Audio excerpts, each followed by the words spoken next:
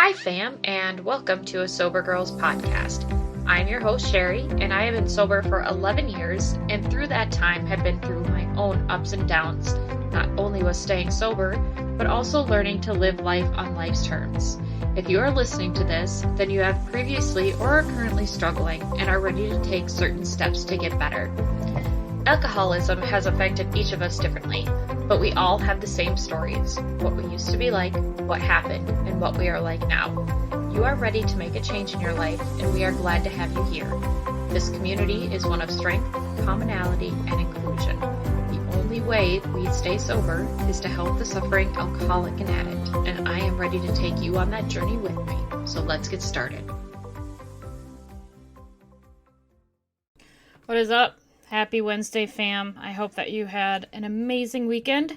And since the last time we spoke, go Rams. Also, congratulations and welcome to the Minnesota Vikings' new head coach, Kevin O'Connell. Being a Minnesota girl, even though I'm in Richmond, I still follow everything Minnesota sports, and I'm rather excited. So, last week we talked about hope, how this program is basically everything about this program has hope ingrained into it, right? We couldn't find a specific story that said this person solely talks about hope. Their entire story encompasses what the program can give to us if we work the steps, if we talk about our transgressions, and if we move forward in service and helping the next alcoholic.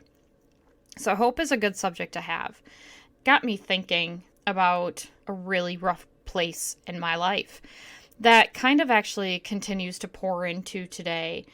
And I know you guys remember me talking about an incident that happened a couple of months ago. When I look back on that incident, I talk to my sponsor and I go to my meetings and I do my reading and I meet with my therapist.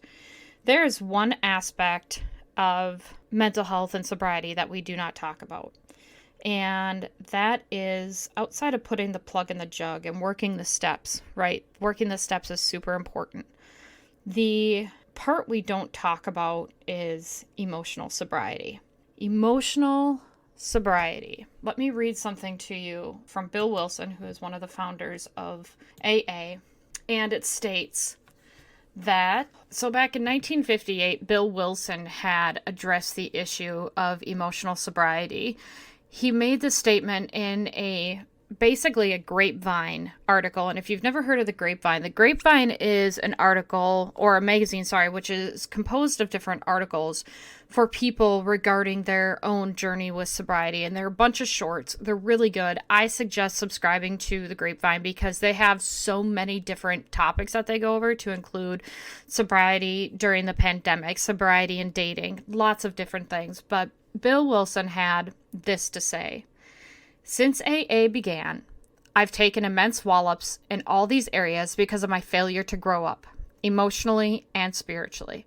My God, how painful it is to keep demanding the impossible, and how very painful to discover finally that all along we have had the cart before the horse.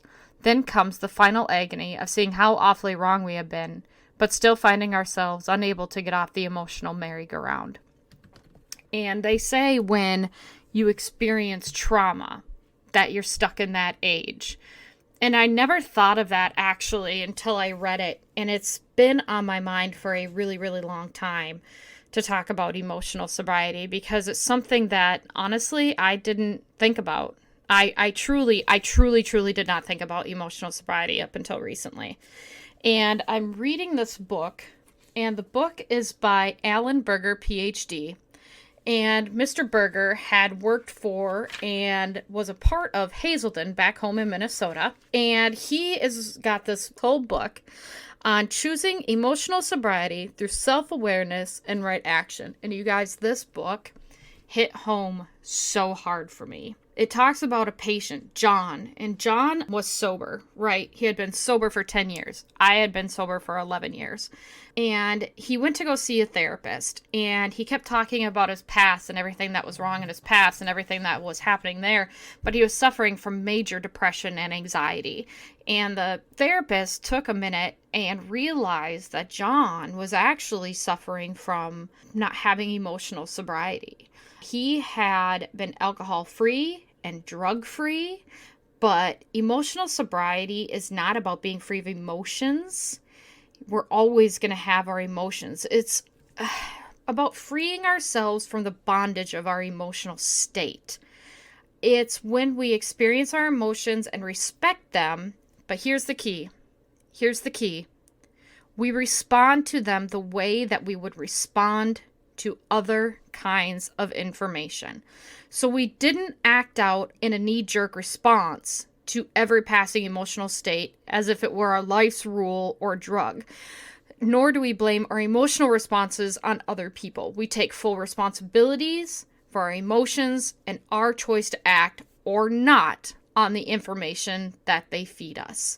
So I'm going to talk about my emotional sobriety. And I have said for months that I would be willing to tell my side of the story, because here's the deal. My side of the story is exactly what other alcoholics go through. And my side of the story is what people need to be aware of in their sobriety. And so I will rewind a couple of years. About probably at this point now 2.5 years ago, 3 years ago, I was very active on Twitter. It was definitely at the height of the pandemic in 2020, and probably just a little bit before that, maybe a couple of months, I had befriended a couple of friends on Twitter. And it was 2 females. They were really good friends of mine through Twitter. And we had grown really, really close. Probably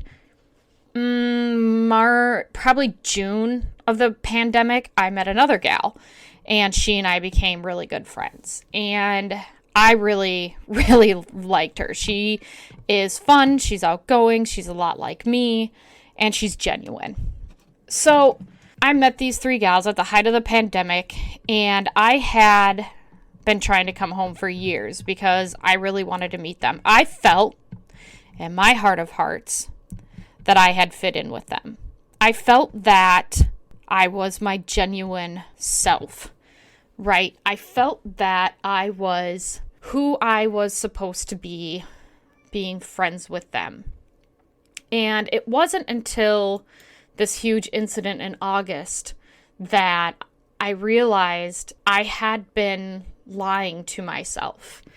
And it's not that they weren't good people. It's not that they weren't good friends. It's not that I wasn't a good friend. Yesterday, we were talking about relationships in our AA meeting.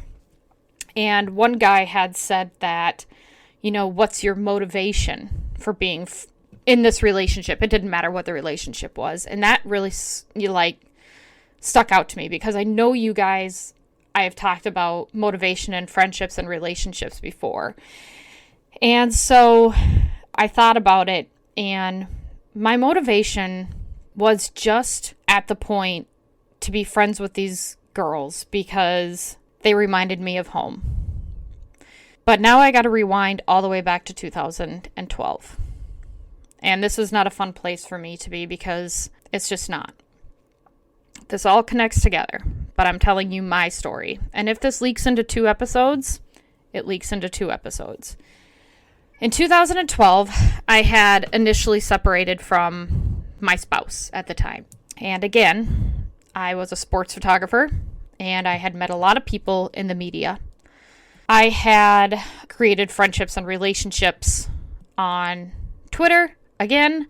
And, after this, I'm wondering if I should get rid of Twitter. Just kidding. I'm not getting rid of Twitter.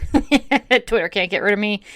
I had met a man, and he was substantially older than I was.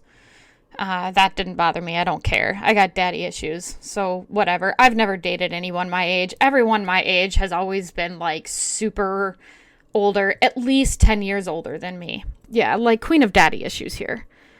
And it wasn't I don't know. I want to say it wasn't the attention, but it was the attention. At that point, I had left my husband for the first time. That's a whole nother story. And I was separated from him, and this man showed me a ton of attention. Man, did he show me attention. Made me feel beautiful, made me feel loved, made me feel accepted. And to boot, we had the same situation we were going through. We were both newly separated, getting ready to go through a divorce, and we kind of found that comfort in each other. At least that's what I had been told. God, a part of me should have known, right? Like, I was being honest, so I assumed he was being honest. And I should have noticed by all the things that weren't happening that he wasn't being honest with me, but I was so in love with him. When I tell you that he showed me colors that I'd never seen before. And so I chose, probably in my ignorance, to truly believe that he wasn't still married. That the hotel meetings and the late night dinners and him always coming to see me, me not going to see him, just was because of his job. I really believed that he loved me. My mom believed that he loved me. My mom and my stepmom were the only people who knew, and I kept it that way for a very specific reason. It came to me later on, very obvious, that he was still married. And once again, I was the other woman. Once again, I was so desperate for love that I truly believed what he told me and that he loved me. My God, you guys, this is so embarrassing. I'm sorry. I really don't know why I believed we would ride off into the sunset together. And then I got really sick. I got meningitis, bacterial meningitis, and I almost died. Sober, barely 2 years by now. And I told him that I was really sick and in the hospital, and he couldn't make it up to see me, but he would check on me all the time. All the time. He texted me and checked on me. And at that same time, my ex-husband flew home and promised me he'd be a better husband and take care of me. And by this time, I'd found out about this guy's marriage. So I moved to Richmond, Virginia. Best decision I ever made, but hardest decision I ever made. Because I knew if I moved, any opportunity I had to be with him, despite the fucking fact that he was married, was over. And that pain haunted me for a long time. A long, long time. Still does. So, fast forward a few years. And I'm sure you're wondering, why does it even matter that no one can know who I had an affair with? It just so happened that they all knew of each other or knew each other. And so for me, it was a matter of... Hadn't talked to him for probably years at this point. Thought about him off and on, and that was about it. Happily married now, but still remember that, man, that... What's crazy is isn't even a real relationship, is it? Like, I can say I remember those feelings and those emotions in the relationship, but he even got my son involved. He met my son on multiple occasions. So for me, like, at what point, when you involve my child, is it not a like, ugh. He was so good. So good. At being so bad. So, fast forward a few years. I had met these girls through Twitter, and we were all friends, and I was excited to come home. Now, one of the friends of mine quit kind of speaking to me before I came home, and I wasn't real sure why that was. I don't know if, to this day, I still don't know why that was. But I was very respectful of her space, and I wasn't going to crowd her, so I just quit messaging her and texting her. And we all ended up getting together and hanging out. Well, what happened was, at that same time, probably, I don't know, a year prior to that, there was another Twitter user that had gone into sobriety. And I was going to, it's always my thing, right, to help another addict who's suffering, because that's basically what we do. That's part of the program, is helping the other alcoholic and addict who's still suffering. And I told him that I'd be coming home and I'd love an opportunity to meet him and say, hey. That was it. Meet him and say, hey. And I told him that I was going to be going out with a group of friends, and I let him know who the friends were. Or I didn't let him know who the friends were at that time. I let him know I was going out with a group of friends, and that if he wanted to stop by and say, hey, that would be great. And on the way to where we were going, he sent me a message. And the message said, hey, I have anxiety or something along those lines. And he said, who is all going to be there just because I have anxiety or something along those lines? And I was like, ugh, like, I don't really want to tell him because the people that I had met on Twitter have a very large Twitter presence in the state of Minnesota. They have a very large following, and I was not comfortable with letting him know who they were because I was trying to protect them at the time. But ultimately I thought, well, he seems harmless. I'll just let him know. And he said, oh, good. Can I maybe swing by and say hi? You know, we're big fans, blah, blah, blah. And I was like, okay, that's all right. That's fine. But let me talk to them first because this is my first time meeting them in person. So please just like wait to hear from me. So I'd met my friends. We went out and had lunch and breakfast and everything else and met my friends and went to our event.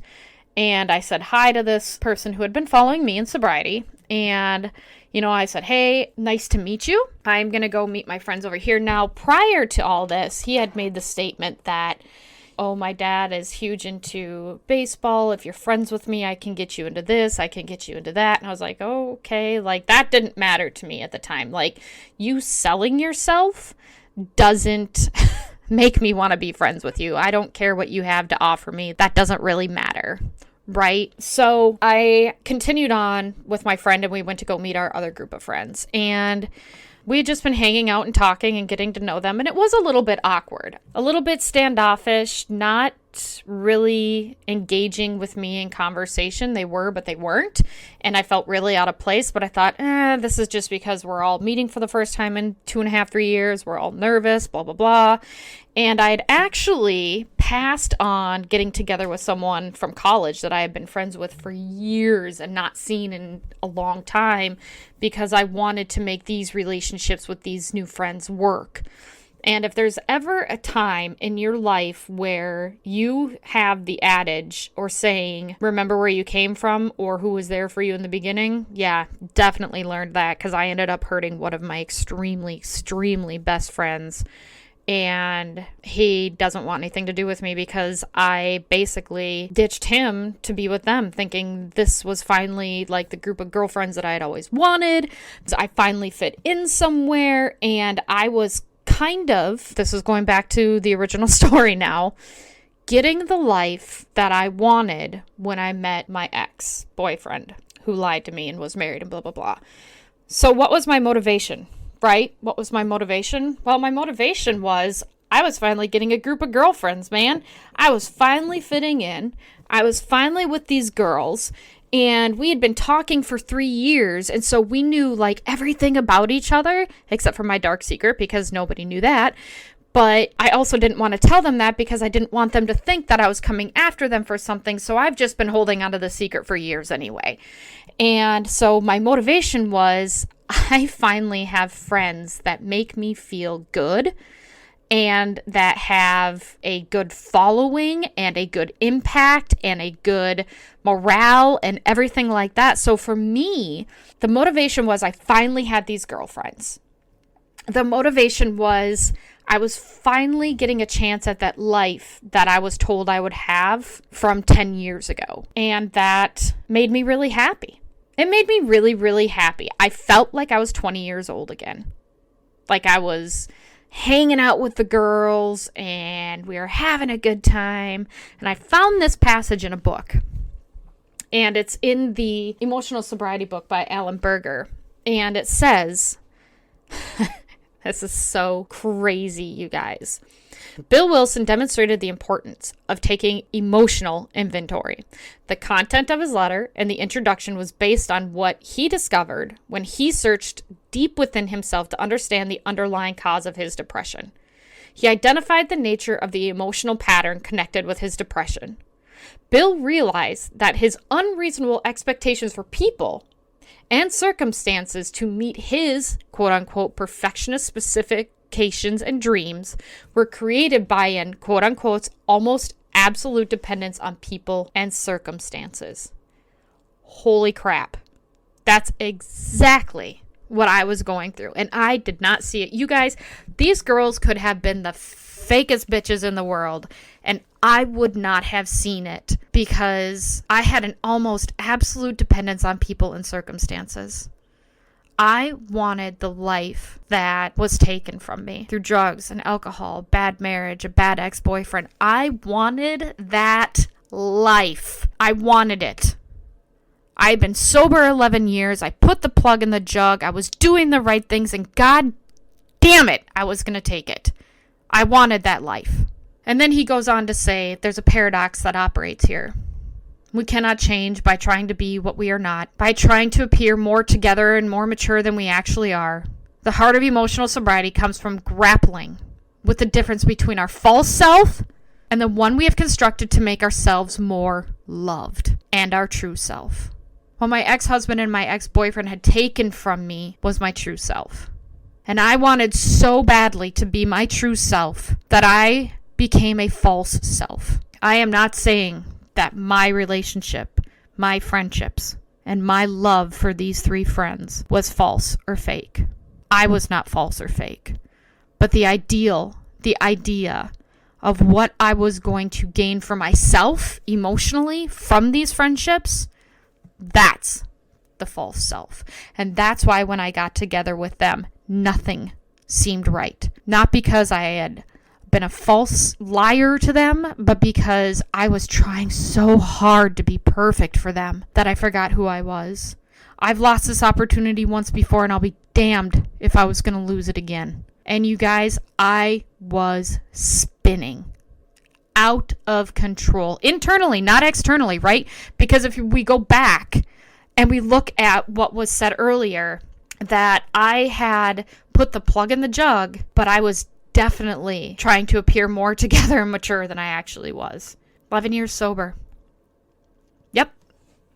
So what happened?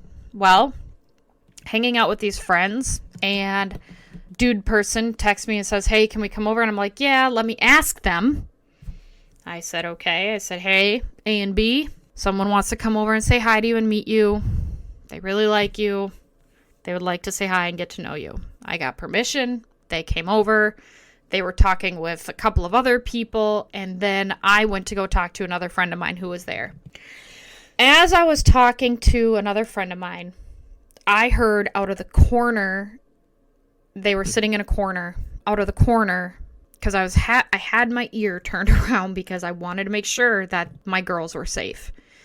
Yes, I knew who this person was, but I didn't know him the way I knew them, so I was extremely concerned. And so I should have said at that point, ladies, I don't think this is a good idea. I'm a little bit concerned. I don't feel that this is a safe thing for us to be doing. But I was so worried about losing these friendships that I did not have the emotional maturity to make a good decision for my safety and their safety and call an audible and be like, nope, I just don't think it's a good idea. And let him be mad at me for making that decision.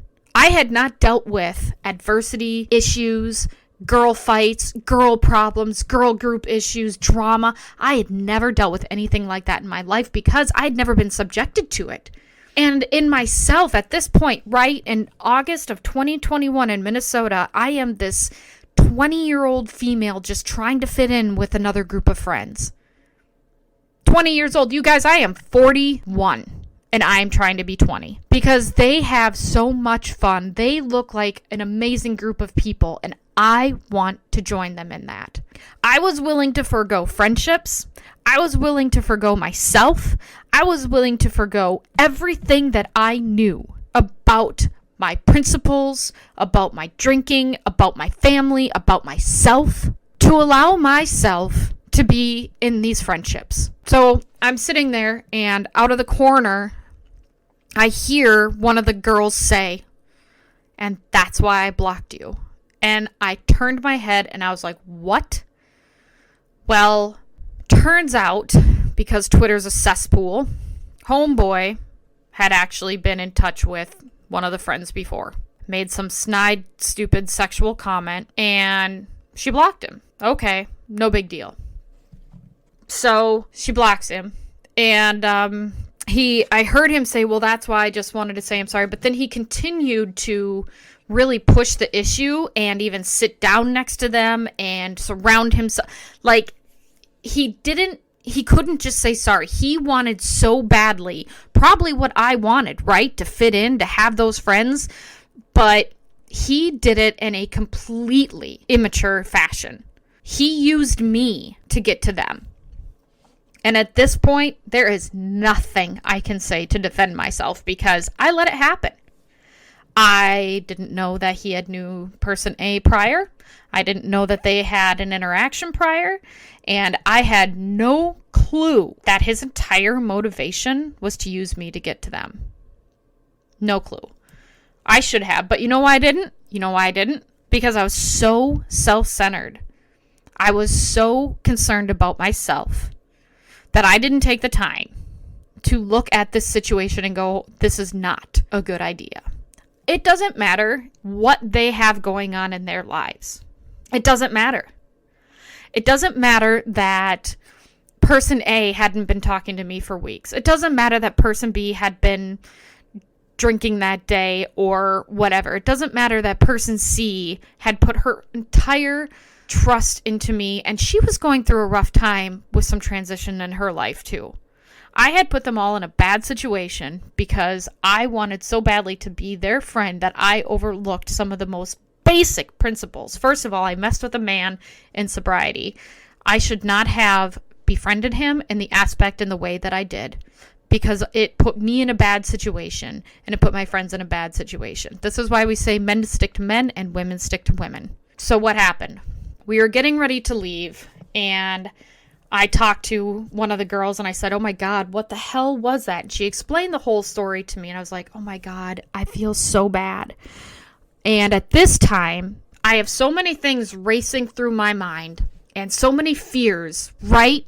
So many fears. And how often do we talk about that in sobriety? How many fears we have that I thought, oh my God, this is the perfect opportunity to tell her about my previous relationship with this man so she knows that I'm not hiding anything from her. I want to be honest with her because if this guy can come into our lives and disrupt everything this way that he just did, it's my responsibility now to share everything and I mean everything in the middle of public where we are.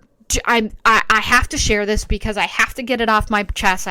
I need her to know that she can trust me. You guys, I'm so out of control because I'm not mature. I'm lacking maturity.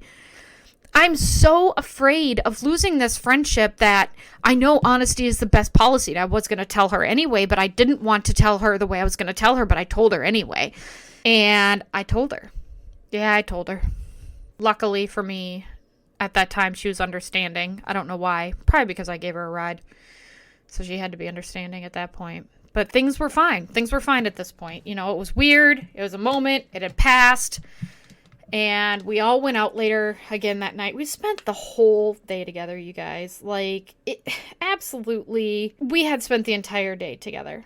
So nothing really happened until the next day. I was downstairs at my mom's house and I was working out, right? And I got this message from the guy telling me that these friends of mine were fake, bitches, high school relationship grade, like phone, just going off. And he was telling me that if I align myself with them, that I'm just as fake as they are and they're a bunch of horrible people and blah, blah, blah. And he would not leave me alone. So in my mind, I'm thinking, okay, the best way to handle this is to tell the girls so that they can block him or whatever they need to do. And you guys, the shitstorm that ensued at this point, I can't even describe. It was horrendous. And I basically lost all three of my friends. And then some, probably. There was a huge fight. And to be fair, it was a warranted fight because I looked like I had held out on them. I look like I held out on them.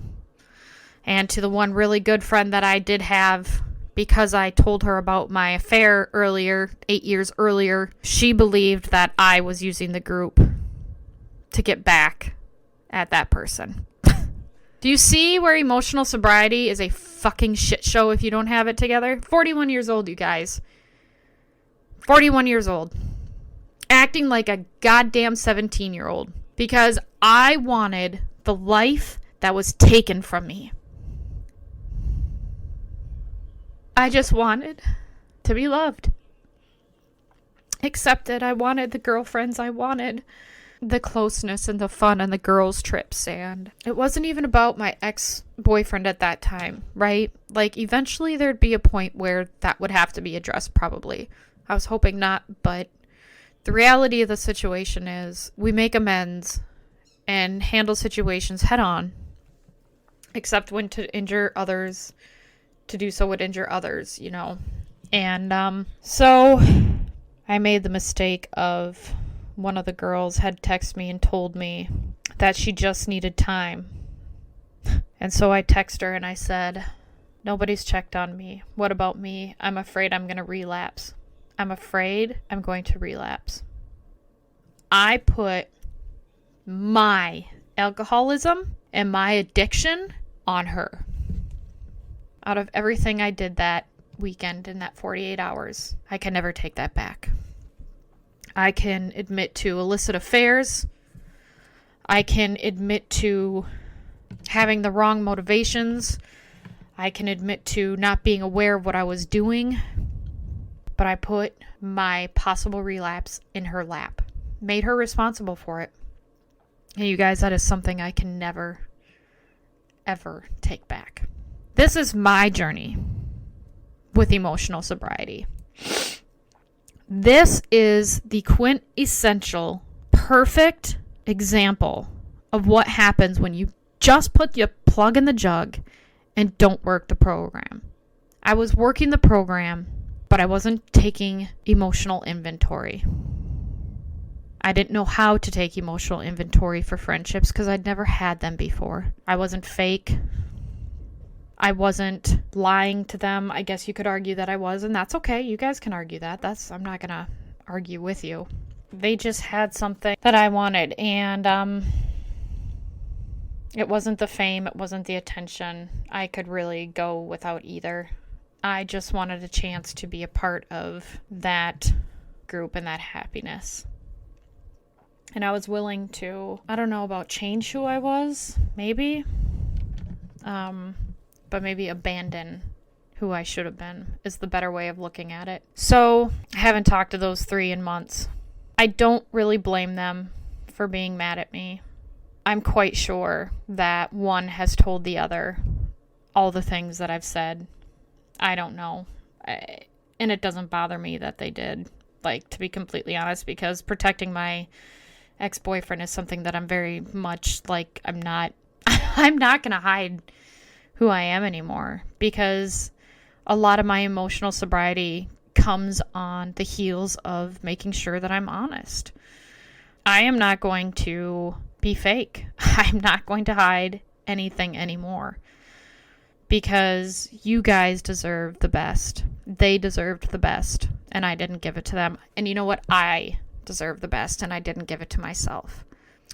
Emotional sobriety is something that we all need to take more seriously. And I really suggest that we look into what emotional sobriety means for all of us. What it means to really dig into the reason for why we drink, why we use, and why we are all having trouble dealing with life on life's terms, right? We all have trouble living with life on life's terms. But the quality of our recovery is determined by how we respond to the problems or challenges in our lives. But because we don't know how to best respond to these issues, we end up stuck and frustrated. And this is the core of our problem. Dr. Allen goes on to say, over and over again, we expect to live up to our expectations or specifications. And when it doesn't, we try to force the square peg into the round hole. We demand the impossible from ourselves, others, and life itself. And then we get frustrated or angry when things don't go our way. Sometimes we feel depressed or anxious, and these reactions lead to a relapse or a dry drunk. And there is nothing more true than that last paragraph right there. Relapse or dry drunk. When I started this podcast, it was because I wanted to help other alcoholics. I had no clue, because I started this podcast before I went home. I had no clue that my life was going to take the turn that it did when I was home. But let me tell you what, this entire podcast is my story and my life. And I remember when I first got sober that someday I would help someone else with their sobriety. And I am not a good teacher. I can't sit you down and teach you how to do math because, well, I suck at math anyway, so that's a horseshit example. I make tumblers, okay? I make tumblers on the side. I could not describe to you how to make the tumblers because I just have to do it. And so I'm not a good teacher, but I can tell you things. I can tell you about my experiences and hope that you gain something from those. Hope that you gain something from the mistakes that I've made so you can change the way you do your tumbler, right? If I tell you, hey, I've got too many fisheyes on this, so it's probably because I didn't use enough, you know to use more epoxy on your tumbler so you don't get fisheyes. So sometimes our mistakes cost us, right? Our mistakes cost us friendships, marriages, jobs. You guys have heard my jobs. You guys have heard me talk about shitting my pants. You guys have heard me talk about marriages, abuse, children, and there are so many times in the past 7 months that I've had opportunities to grow and become a different person. 11 and a half years sober. And I finally am understanding what emotional sobriety is. I don't know if it's making me a better person yet. I'm hoping it is. I am still struggling with that. With emotional sobriety, the most important thing for me is therapy, right? Seeing a therapist, going to a therapist, having someone there who can help me understand my emotions and how to put them into place. Having someone there who can walk me through emotional maturity, who can help me understand my trauma, why I hurt my friends the way I did, why I reacted the way that I did, what I allow in my friendships. There's still some things that I allow people to. I just learned this one a couple of months ago. I definitely have it on my Instagram. Gaslighting. I have been evidently the victim of gaslighting quite often. Looking back on it, one of the girls actually accused me of gaslighting, and I didn't understand what that meant. So when I asked my therapist, she told me what it meant, and I was like, I was definitely not gaslighting her. I definitely wasn't. So I felt bad that she thought that. But it turns out that I have heard a lot of gaslighting in my life. So it's very possible that I could have gaslighted people and just I had no idea that I was doing it because I didn't have the emotional sobriety and understanding of what I was doing, right? I didn't have an understanding of what I was doing. So I really want to continue this talk. I really want to continue what about emotional sobriety makes us successful. And I know you guys don't really probably want to wait until next week, but unfortunately, that's just going to be too bad because this episode is already long enough and there's still so much to talk about, right? There's still so much to talk about. This was a really hard episode for me to make because, number one, I never want to put anyone into a situation where they don't feel safe. Number two, it really shows you guys how sincerely immature I was. I also am very sorry to the three of you. I am extremely sorry. I'm sorry that I didn't protect you. I am sorry that I put my sobriety on you. I am sorry for the situation that I got us all into. And most of all, to you know who you are, I'm very sorry about the way that I dropped that issue from my past on you the way that I did.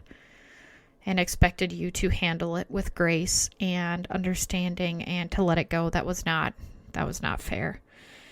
So if any of you ever listen to this episode, that's the whole story.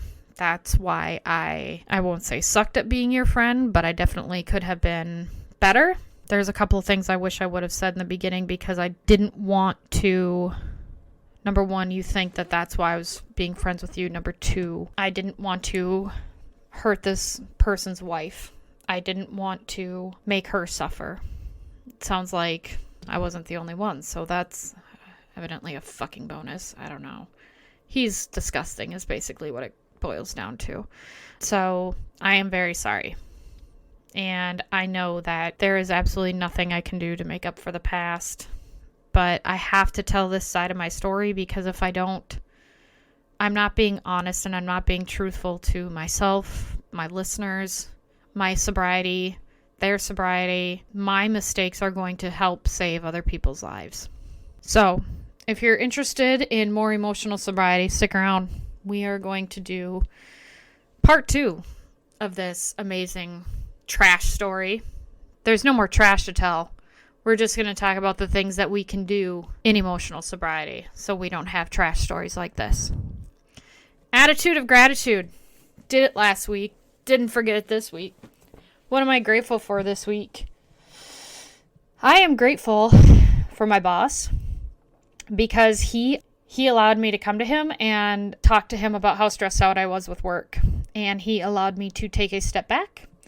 And he allowed me to work simply my part-time hours. And I know that's kind of like, what are you talking about? That's stupid.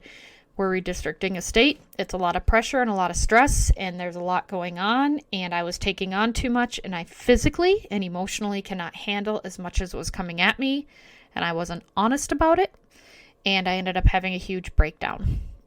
A huge breakdown because I was so exhausted from putting too much on my shoulders. So, attitude of gratitude for my amazing boss who continues to inspire and impress me every day. And I will be back next week with part 2. Kind of excited for a part 2. I'm cool enough to have a part 2. Until next time, fam, be well. Thank you so much for joining us on today's episode of A Sober Girls Podcast. I hope that today's episode was something that you needed to hear today and can carry with you throughout the week until we get together next week. I really look forward to our time together and sharing my experience, strength, and hope so that you feel less alone and more empowered to keep taking it one day at a time. Don't forget to check us out on Twitter and on Instagram at A Sober Girls Pod, and on our website at asobergirlspodcast.podbean.com. There you can find episode-specific content and contact information. You can also hear us on Stitcher, iHeartRadio, Apple iTunes, and Spotify. Until next time, fam, be well.